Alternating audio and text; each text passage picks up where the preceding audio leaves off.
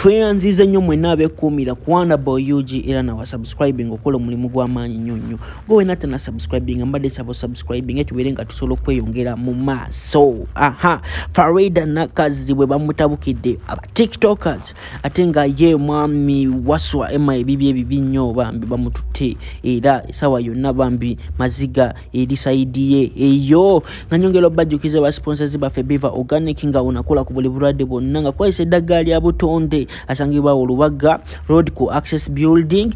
Dr. waffe Richard Senjobe akuyita kweyo namba eri awo mukubireko aberenga kuyamba ate nga ye Hajat Kalodo agamba jangu akulombera edduwa ebizibu bambi biberenga bitereera bambi tutambula na bizibu. Namba yesimu ye eri awo takoyesa bikolwa bya kirogo naye nga namba eri awo esimbyayo 67 mukubire ebizibu biberenga bitereera. Kati Bruno K bambi bamutabukidde bakadama abasinga bagambye bambi omukazi omulekawo batya onogeza omulekawo no Farida bambi kungeri gyayagalamu Breira zemboko zogenda ofuna ne bamugamba genda zeesalire ne bagamba muno kasita okola esobi ndowooza mwalabyawo badokita basinga nga manyizibwa Dr. Pilton naye avuddeyo naye nalwanirako Farida nagamba bannange koligeza n'olekawo n'omukazi bambi koligeze n'omulekawo zemigo zogenda ofuna bambi. Ate nga ye tumuvuddeko Bruno K nyongera okujjukiza gwe natanaba kumpera kano ka video ka like bamule nsaba kumpera ka like. Bruno K nga tumuvuddeko Waswa ebibi nnyo bafani ba Waswa batandise kuvaayo ne bajja ebifaananyi bya rape ebyedda ndowooza nga omubirabaawo ate nga ye naye yebuuza lwaki bamutwala yebuuza kambalikire Waswa waneno nga yebuuza ng'abuuza abasajja munkwatira ki nandi bane bazikira sitabamukisa kujja kogera nsonga zaabwe rape nebindeba Uganda should not today ti rape we namwogerako nebindeba we nabogerako we nabachaza we nachaza omukyala balumiriza nti alina omwana wammwe. The only solution was to wake up mumpandikire ebbaluwa entwala mu kooti.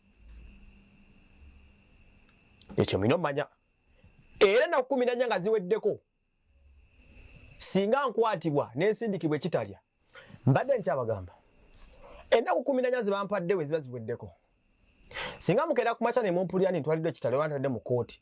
Uganda should just know nti ekyantwaza mu kooti n'ekyambawabiza omusango ebiseera ebyo kukeera ku macha n'enkyaza omukyala eyakera n'alumiriza bindeeba nti alina omwana we.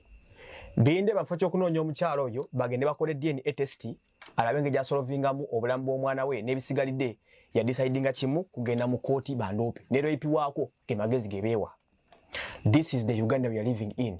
Nti omuntu wovaayo no publishing ebimukwatako no bagamba nti munnange no gwe mwogerako mu mulaba nti ye alina omwana bwadde bwati nti ye mufo ky'okugamba nti katugende mu DNA testing ekyo kiveewo mu ddiiro. They are looking for me. Oba mufuna kyoyagala okuŋŋamba man I don't even know what to talk about this but nze simanyi bwongo bamwe mulowooza.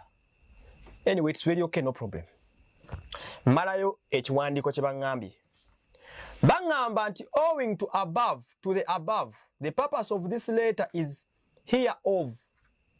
to demand as we hereby do that you should immediately issue an apology retracting all the false stories perpetuated by yourself against our clients and additionally compensate our clients $3 million